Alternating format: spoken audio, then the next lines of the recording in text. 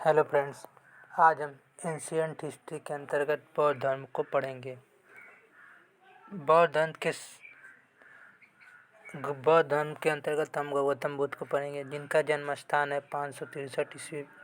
जन्म हुआ था 563 ईस्वी ईसा पूर्व। इनका जन्म स्थान है रुमिनई, जो नेपाल के तराई क्षेत्र में पड़ती है। इनके बचपन का नाम सिद्धार्थ था और इनके पिताजी का नाम शुद्धोधन था, जो शाक्य गणराज्य के प्रमुख राजा थे। और माता का नाम महामाया था, जो ग्राम की कोलीय थी। इनका पालन पोषण प्रजापति गौतमी यानी मौसी ने उनका किया था। पत्नी का नाम यशोधरा, जो शाक्य कुल से थी। पुत्र का नाम राहुल था। इनकी उपाधि शाक्य मुनि, तथागत, एशिया का प्रकाश, कुंज, महावैद्य, वैद्यराज। इनके सारथी का नाम चाड़ या चन्ना था। घोड़े का नाम कंथक था। ज्ञान प्राप्ति इनको बोधि वृक्ष से हुआ था। इन्होंने प्रथम उपदेश सारनाथ में दिया था। इनकी मृत्यु 483 ईसा पूर्व कुशीनगर में हुई थी।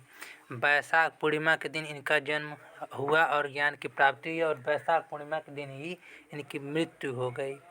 इनकी राशि वृष थी। गोत्र गौतम था।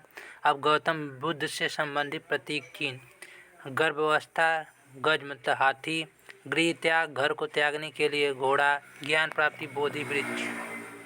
अब इनका मृत्यु स्तूप, जन्म कमल एवं साड़, कुल प्रचार वर्ष 45 वर्ष, प्रथम वर्षावर्ष सारनाथ के मूल ग्रंथ कुटी में, अंतिम वर्षावर्ष वैशाली के वेलग्राम में।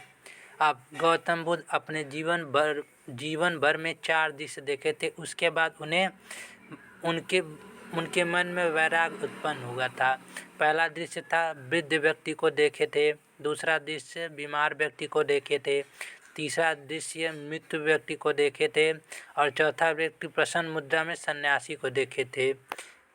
ज्योतिषी ब्राह्मणी कांडिन्य ने भविष्यवाणी किया था कि सिद्धार्थ नाम बालक अगर सांसारिक मोह माया में रहेगा तो चक्रवर्ती राजा बनेगा, अगर सांसारिक सुखों का त्याग करेगा तो बहुत बड़ा सन्यासी बनेगा। गौतम बुद्ध के जन्म के 7वें दिन माया यानी महामाया उनकी माता जी का देहांत हो जाता है। इनका पालन पोषण मौसी यानी प्रजापति गौतमी जी सौतेली माता ने करती हैं।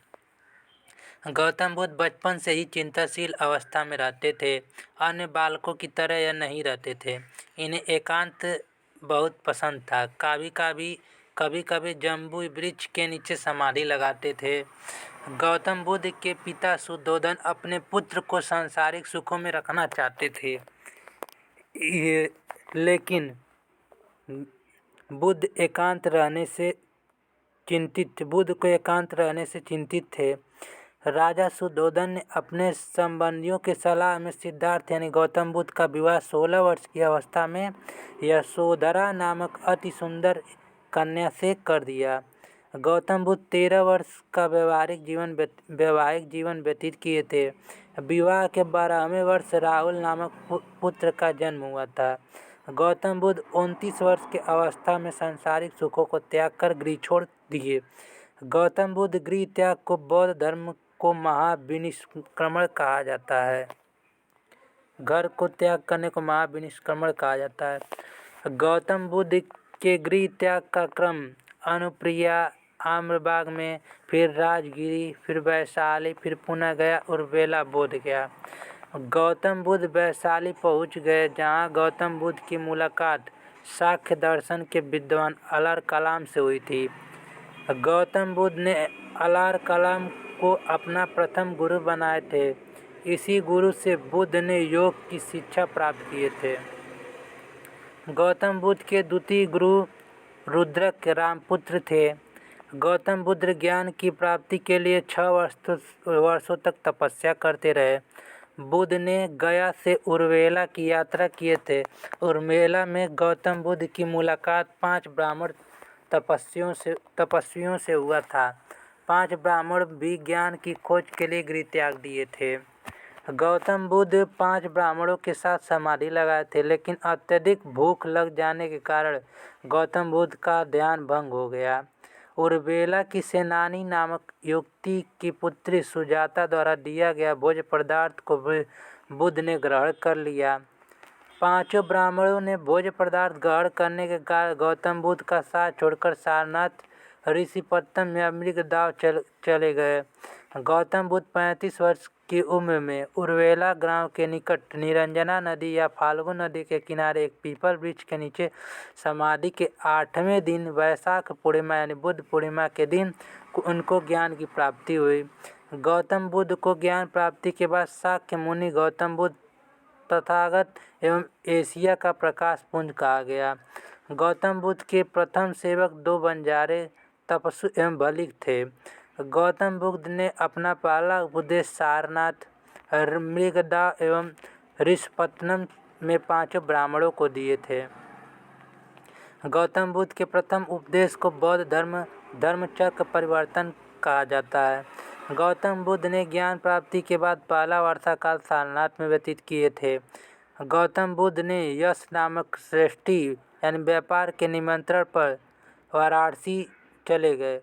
बुद्ध ने वाराणसी में यश की माता पत्नी 5 मित्र एवं 50 समर्थकों को बौद्ध धर्म की शिक्षा दिए थे। गौतम बुद्ध का प्रथम उपचारिका यश की माता एवं पत्नी थी। गौतम बुद्ध ने पाली भाषा में उपदेश दिए थे। गौतम बुद्ध के उपदेश से राजगिरी का शासक बिंबिसार बौद्ध धर्म स्वीकार कर लिए। बिंबिसार ने गौतम बुद्ध को वेणुवन विहार या कुरेंदु विहार ब्रिजवया राजगिरी दान में दे दिए। राजगिरी में गौतम बुद्ध की मुलाकात उपाली मोगदगलयन अभय सारिपुत्र से हुआ था। गौतम बुद्ध के शिक्षा से प्रभावित होकर सारिपुत्र उपाली मोदगलयन ने बौद्ध धर्म स्वीकार करके बौद्ध भिक्षु बन गए थे। गौतम बुद्ध की शिक्षा से लुम्बिनीवासी प्रभावित होकर बौद्ध धर्म में दीक्षित हो गए। बुद्ध का चचेरा भाई आनंद एवं देवदत्त बौद्ध में प्रवेश करके बौद्ध भिक्षु बन गए। ज्ञान प्राप्ति के बाद गौतम बुद्ध को 8 वर्ष वैशाली आने का निमंत्रण मिला था। गौतम बुद्ध के उपदेश से वैशाली नगर के लोग बौद्ध धर्म को स्वीकार कर लिए।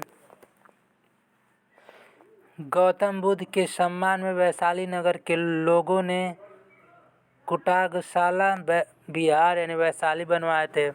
वैशाली में ही बुद्ध ने प्रिय शिष्य आनंद के अनुरोध पर बौद्ध संघ सर्वप्रथम स्त्रियों को प्रवेश किए थे। बौद्ध संघ में प्रवेश करने वाली प्रथम महिला प्रजापति गौतमी थी। इन्हें वैशाली में प्रवेश मिला था। इसके बाद बुद्ध की पत्नी यशोधरा एवं बहन चंद्रा थी। बौद्ध में प्रवेश करके भिक्षुणी बन गई। वैशाली की नर्तकी आम्रपाली गौतम बुद्ध की प्रिय शिष्या बीनती आम्रपाली को वैशाली का नगर वधु के नाम से जाना जाता है।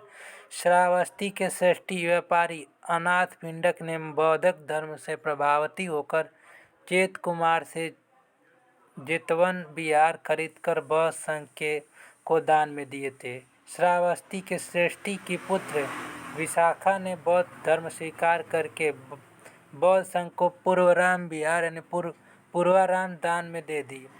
कौशाम्बी के राजा उदयन बौद्ध भिक्षु पिडोला भरद्वाज से प्रभावित होकर बौद्ध धर्म में दीक्षित हो गए। राजा उदयन ने बौद्ध संघ को घोषिताराम विहार कौशाम्बी अनुदान में दे दिए। अब गौतम बुद्ध ने सर्वाधिक उपदेश श्रावस्ती में दिए थे। गौतम बुद्ध ज्ञान प्राप्ति के 20वें वर्ष श्रावस्ती के डाकू उंगलीमाल को बौद्ध धर्म की शिक्षा दिए थे। उंगलीमाल डाकू ने गलत कार्य को छोड़कर एक सच्चा इंसान बन गया। गौतम बुद्ध ने अपने जीवन काल के अंतिम पड़ाव में पावापुरी के सोनार या लोहार चुंद के यहाँ शुकर माधव नामक भोज्य पदार्थ ग्रहण किए, जिसके कारण बुद्ध अतिसार यानी उदय रोग से पीड़ित हो गए, पेट के रोग से पीड़ित हो गए। गौतम बुद्ध ने अपना अंतिम उपदेश कुशीनगर में सुभच्छ को दिए थे। गौतम बुद्ध की मृत्यु 483 ईसा पूर्व में 80 वर्ष की अवस्था में कुशीनगर में स्थित हिरयावती नदी के किनारे हुआ था। बौद्ध धर्म में गौतम बुद्ध के मृत्यु को महापरिनिर्वाण कहा जाता है। महापरिनिर्वाण सूत्र के अनुसार बौद्ध की शरीर को 8 भागों में विभाजित किया गया। गौतम बुद्ध के शरीर के अवशेषों को निम्न लोगों ने प्राप्त किया था। पहला मगध के अजातशत्रु, दूसरा कपिलवस्तु के साथ, तीसरा वैशाली की लिच्छवी, फिर पावा के मल, रामग्राम के कोलीय, बेरद्वीप के ब्राह्मण, पिपीलियन के मौर्य, अल्पकाल के भुल्ली। अब बौद्ध धर्म में त्रिरत्न, बुद्ध धर्म संघ। बौद्ध धर्म में 4 आर्य सत्य: दुख, जन्म दुख, जरा दुख, मृत्यु दुख, प्रिय व्यक्ति विलोक दुख, दुख समुदाय, अविद्या, अज्ञानता तथा तीसरा इच्छा।